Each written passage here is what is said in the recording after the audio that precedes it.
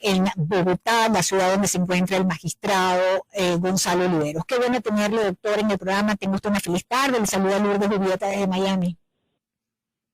Gracias, Lourdes. Buenas tardes, mucho gusto. Saludos a ti y a tus oyentes. Bueno, estamos todos muy ansiosos de escucharlo porque, como usted comprenderá, para los que no manejamos muy bien estos términos legales y estos términos de cómo funciona la Corte Penal Internacional, estamos muy ansiosos de escuchar a un especialista como usted, del tamaño de jurista que es usted. Y una primera pregunta que me hacen los oyentes y que nos hacíamos todos ayer en el programa es, doctor, ¿cuál es, digamos, el origen de esto?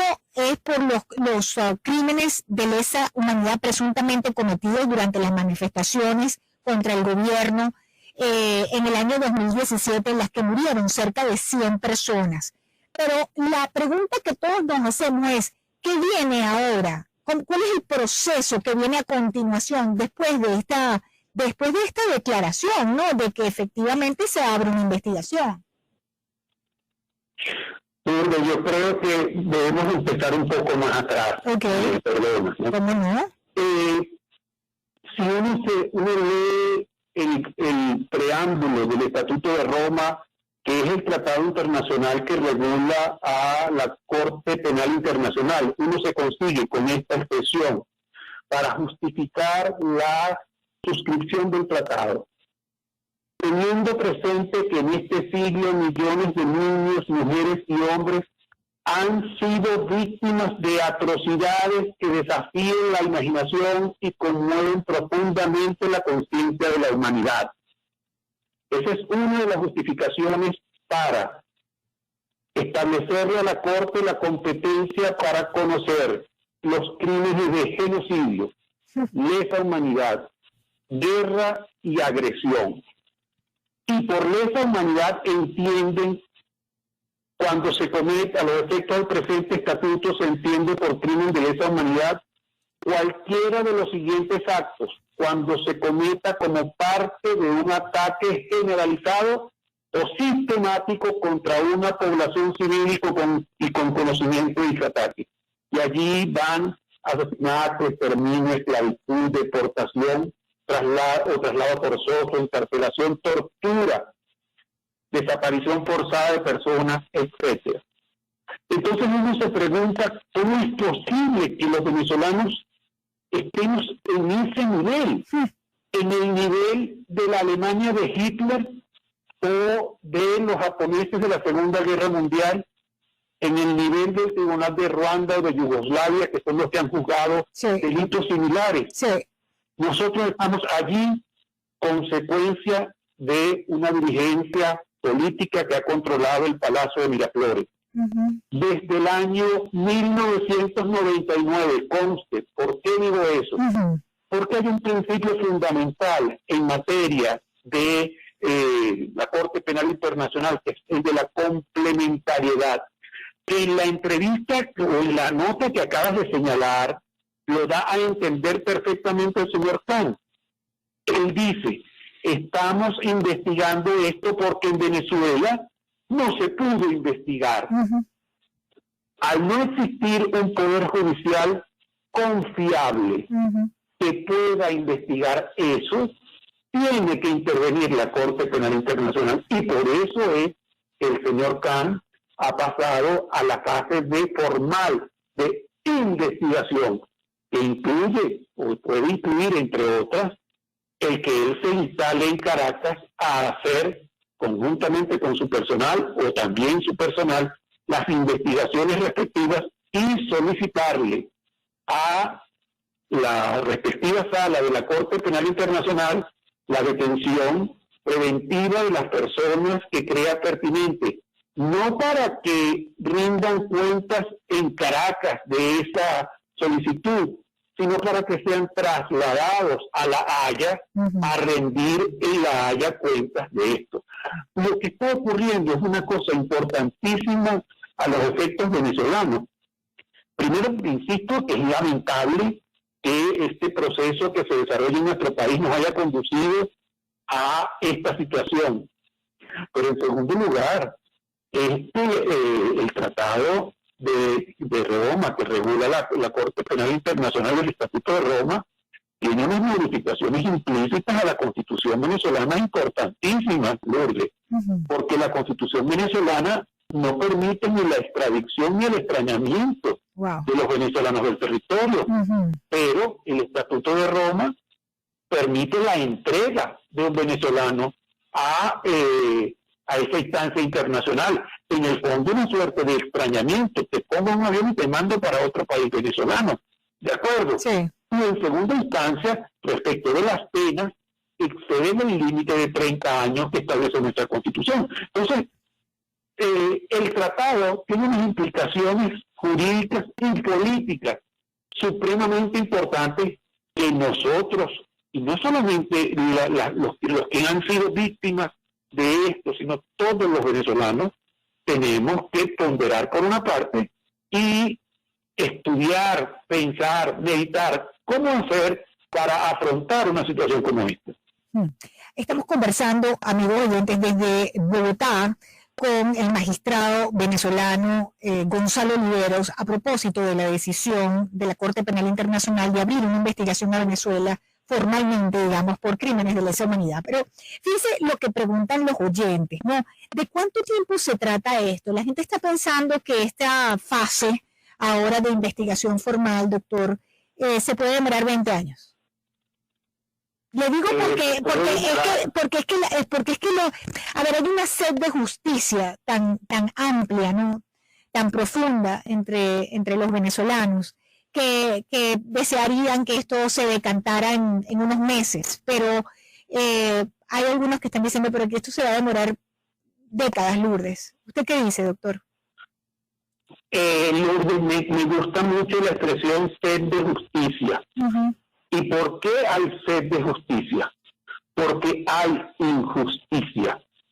Porque hay un sistema jurídico en Venezuela diseñado en los últimos 20 años para que no exista justicia, sino que exista la satisfacción de intereses políticos o personales particulares. Ningún proceso judicial se sabe cuándo termina.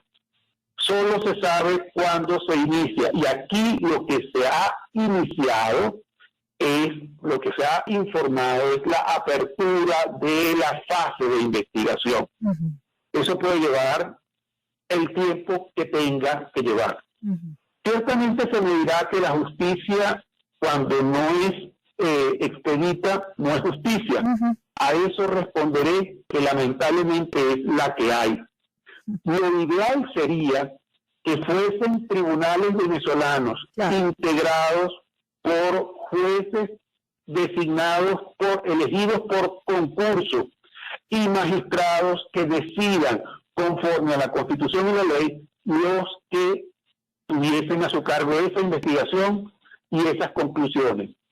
Lamentablemente, por la práctica política que en nuestro país se ha diseñado, eso no es posible y ayer quedó reconocido con el memorándum suscrito. Pero a eso hay que darle una vuelta, porque si yo lo dejo así, pudiéramos pensar que soy un pesimista, y soy por el contrario optimista y redentor. ¿Qué es lo que debería generar ese memorándum? Tanto en la parte del país que se siente representada por el señor Maduro, como por la parte del país que se siente representada por el señor Guaidó, dos partes estas que se sientan en la mesa mexicana, que acuerden de manera perentoria la reinstitucionalización urgente del Poder Judicial. Eso no puede esperar y a todos nos conviene que eso ocurra, porque de nada nos sirve que tengamos justicia para 4, 5, 8 o 10 víctimas y tengamos un sistema de justicia para 29.990.000 venezolanos. Son cosas que debemos resolver. Doctor Oliveros, déjame hacerle una pregunta también contestándole a los oyentes, ¿no? Porque aquí me dice un oyente, Lourdes, ¿por qué en Venezuela si tienen, o sea, la Corte Penal Internacional abre esta investigación formal por violaciones de derechos humanos del régimen de Nicolás Maduro, pero en Cuba tenemos 62 años de violación de derechos humanos y no hemos puesto un pie en la Corte Penal Internacional ni nadie nos mira? ¿Cómo ha sido el proceso venezolano para explicárselo brevemente a los oyentes? para poder responder esa pregunta, ¿por qué en Venezuela sí y Cuba no? Respondo lo de Cuba, me obligas a revisar si Cuba es parte del Estatuto de Roma, ¿de acuerdo? Sí. Si Cuba es parte del Estatuto de Roma, existiría la posibilidad de abrir esa investigación en tanto y en cuanto la Corte Penal Internacional considere que los tribunales cubanos no imparten derecho conforme a los estándares internacionales, ¿de acuerdo? Eso es lo que ocurre con Venezuela. Venezuela es parte del Estatuto de Roma y como consecuencia de ello opera lo que se denomina el principio de la complementariedad. Es decir, si tu Estado parte, si tu sistema judicial no funciona en materia de estudio y sanción de crímenes regulados por el Estatuto, lo hacemos nosotros. Eso fue lo que ayer reconoció implícitamente el señor Maduro cuando se vio obligado a firmar ese memorándum de notificación donde le dicen que le van a abrir la investigación. No sé si Cuba es parte del Estatuto de Roma, pero mientras conversamos vamos a responder buscando en Internet. Exactamente. Ahora fíjese. Y le respondemos al oyente. Claro, es porque es muy interesante, ¿verdad? Porque el caso cubano, digamos, si hay algo porque ha caracterizado al régimen criminal de La Habana, ha sido precisamente desde el primer día la violación consuetudinaria de derechos humanos, comenzando con el triunfo de la revolución y los fusilamientos que se dieron allí en juicios sumarísimos, donde arrasaron, pues. Sí, pero debe recordar lo siguiente.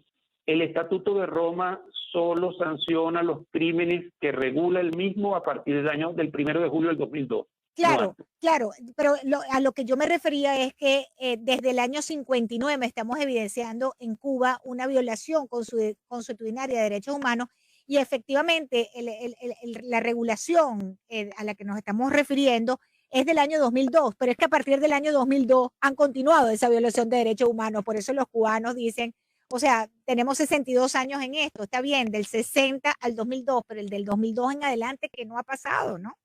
Pero bien, dicho esto, doctor Ilibero, ¿el fiscal puede ordenar detenciones en este caso de Venezuela? Perdóname, te contesto lo primero, lo de Cuba. Cuba no es parte. Ok.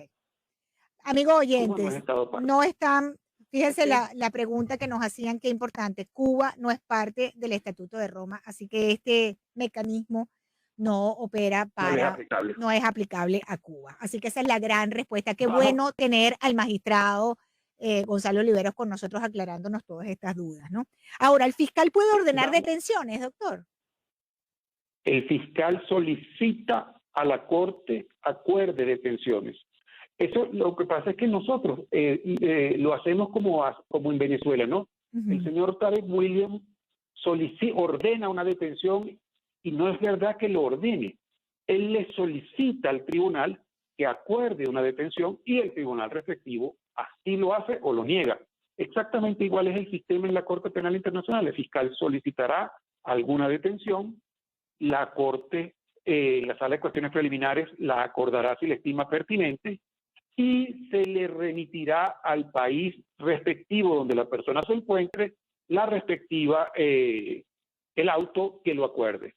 Este país lo detiene a la persona, lo pone a disposición de sus tribunales, le notifica de lo que se trata y donde esa persona va a ser juzgado no es, por ejemplo, hablemos de Caracas o Maracaibo, sino sería en La Haya.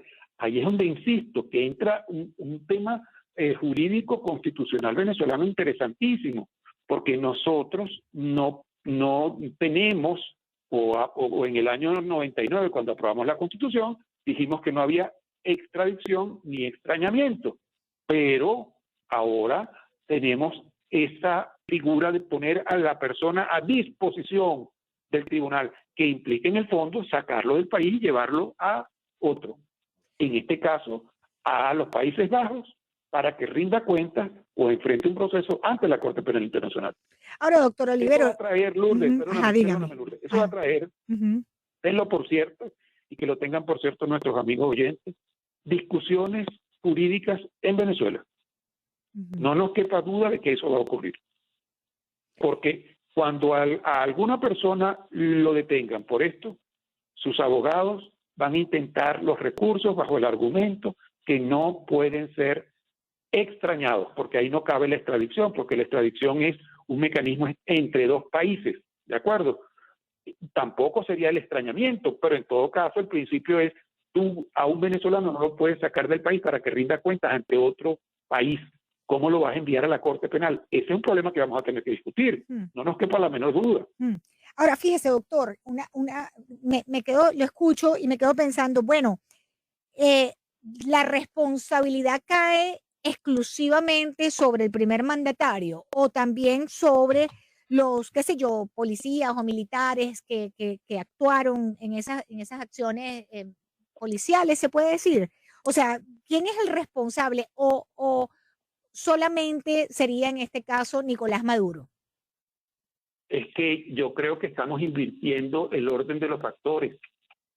Quien es el responsable inicial es el que cometió el delito. Okay. Lo que pasa es que nosotros en Venezuela, como consecuencia de la diatriba interna que tenemos y de la fijación con motivo o sin motivo, cada quien lo entenderá así, que tenemos respecto a la persona que ocupa el Palacio de Miraflores, creemos que todos los hechos punibles que se cometieron y que pudieran ser susceptibles de calificar como delitos de lesa humanidad son su responsabilidad. Y resulta que existe en el Estatuto de Roma la figura de la cadena de mando. Tú no empiezas por la cabeza, tú empiezas por quien cometió el hecho. Y de allí, en función de lo que vayas de la investigación, vas subiendo hasta quizás llegar a la cúspide, pero no necesariamente, Lourdes, es la cúspide. Correcto. De eso también tenemos que estar muy claros y qué bueno que tú lo planteas para de una vez en ese programa tuyo que es tan escuchado, aclararlo. No se empieza por la cabeza, se empieza por quien cometió el hecho y de allí, en función de las investigaciones, se va determinando si hay una responsabilidad de un superior jerárquico hasta llegar a la cúspide, insisto, de la cadena de mando. Porque me perdona mi ignorancia, ¿no? Es que yo estoy aquí aprendiendo con usted, o sea, entiendo entonces aquí que la responsabilidad penal, como sabemos, es individual, ¿no? O sea, la persona que ejecutó el hecho sabía lo que estaba haciendo. O sea, esas personas deberían estar muy preocupadas en este momento, ¿o cómo es, doctor? Si yo fuera ellos, estaría muy preocupado porque no es lo mismo enfrentar un proceso judicial en Caracas con el clima caraqueño entre 24 y 32 grados que enfrentarlo en La Haya, que puede ser a -0 en algún día de diciembre. ¿De acuerdo? Eso es un poco lo que está pasando con el Pollo Carvajal, que tiene mejor clima o mejor tiempo en España que en una cárcel fría en el estado de Nueva York, ¿no? Ninguna cárcel es grata, pero yo estoy seguro que es mucho más grata si estoy cerca de mi familia que si estoy lejos de ella. Es así, lógico, claro. Ahora, ¿cuál es su, a ver, digamos, como lanzando el tarot aquí, doctor, si me permite, ¿qué usted cree que va a pasar aquí? ¿Qué es lo próximo? No Difícil. Te la compro. Te lo compro de otra manera. ¿Qué es lo que debería ocurrir? Okay. ¿Qué es lo que debería ocurrir?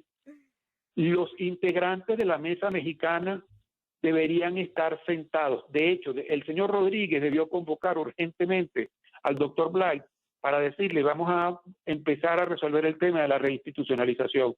Porque, insisto, todo esto ocurre porque el señor Khan determinó que en Venezuela no hay posibilidad de justicia cierta.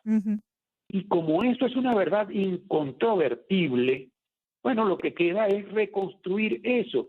La gente dirá, bueno, pero es que eso evitará que juzguen al señor Maduro en La Haya. Y yo a eso respondo, primero, que no sabemos si lo van a juzgar.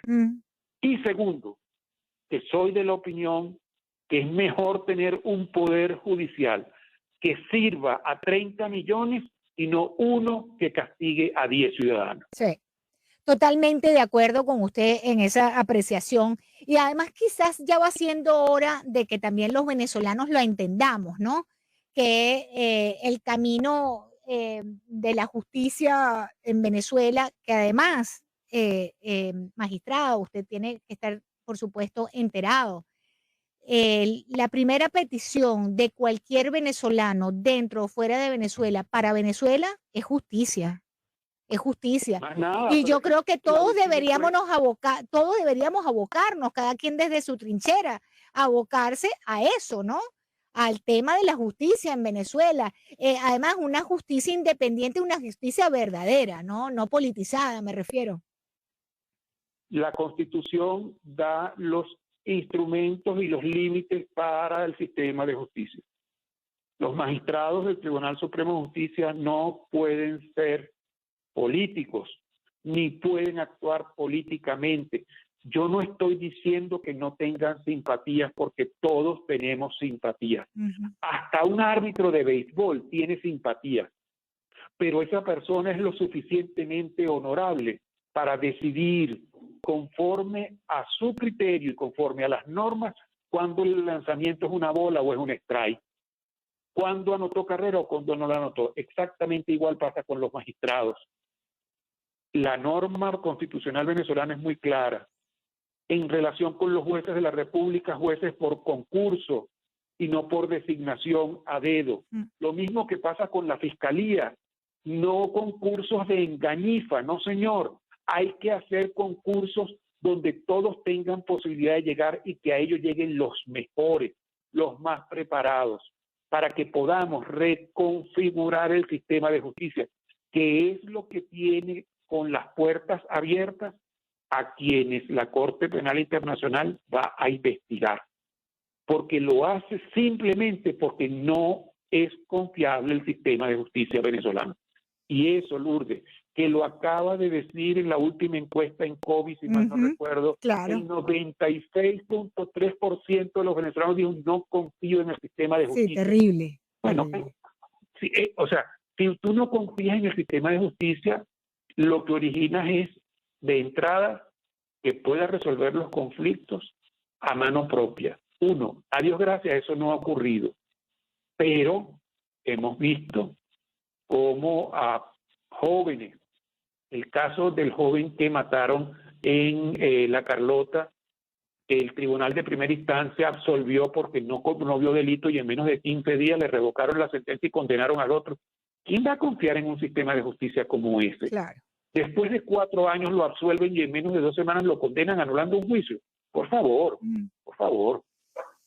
Magistrado Oliveros, le agradezco muchísimo haberme acompañado 5:31 de la tarde. Este tema da para tanto, ¿verdad? Porque yo creo, fíjese, los oyentes nos siguen escribiendo, oyentes venezolanos, y nos dicen, ¿a quién entregará Maduro para salvarse? Yo no sé si eso es posible, magistrado. Le robo un minutico más si me lo permite. ¿A quién entregará Maduro para salvarse? Es que yo no creo que eso funcione así. Pero además, ¿qué agrego?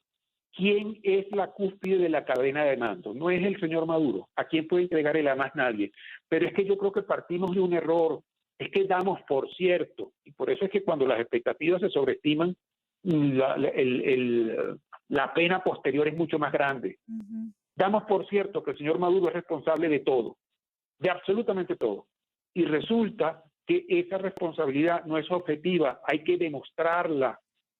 Y puede ocurrir que no sea responsable. Y entonces cuando el tribunal decida finalmente el señor Maduro no es responsable de tal cosa, no, nosotros vamos a decir venezolamente, no es que esos hueles se lo compraron, esos somos bandidos. No, señor.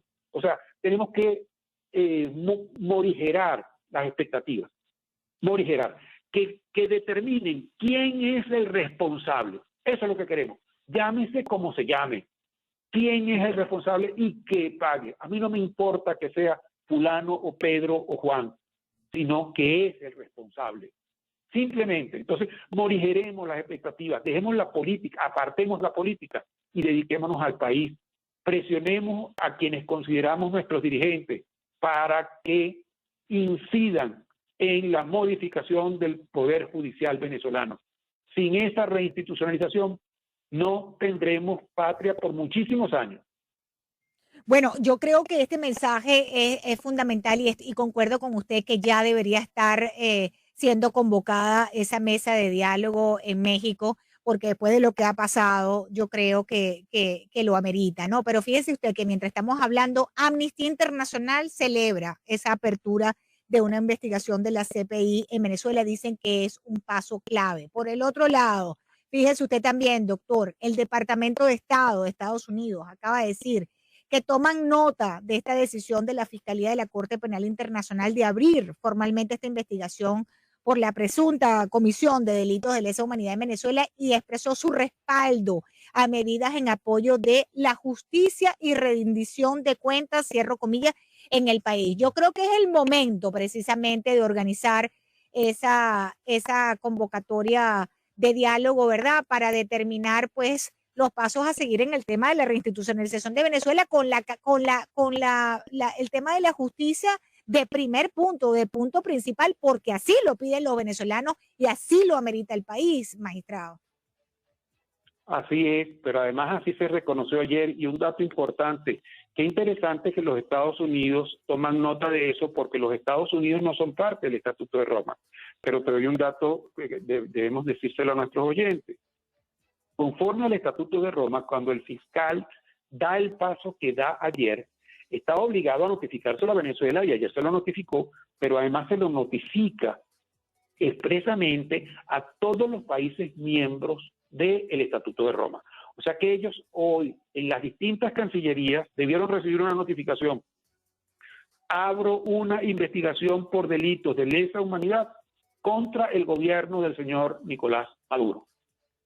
Bueno, a más de uno de los miembros de este Estatuto de Roma, que algún afecto tendrán por el señor Maduro, por su gobierno, eso tendrá que llamarles la atención, ¿de acuerdo? Y hasta ellos pudieran tratar de, aunque se trata de la vía diplomática, pero hasta ellos pudieran conversar con el gobierno del señor Maduro para facilitar el que se reinstitucionalice el país. Yo estoy pensando, Lourdes, pero ahora soy yo quien te robo unos minutos, pensando, por ejemplo, en el Frente Amplio de Uruguay.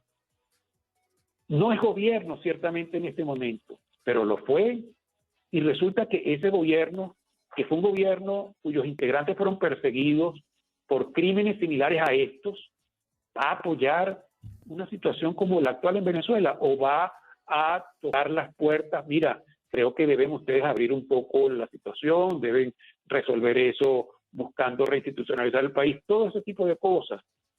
La dirigencia política que no está con el señor Maduro y que está del lado de la oposición debería buscar los canales diplomáticos o los canales de partidos amigos para sensibilizarlos en este tema.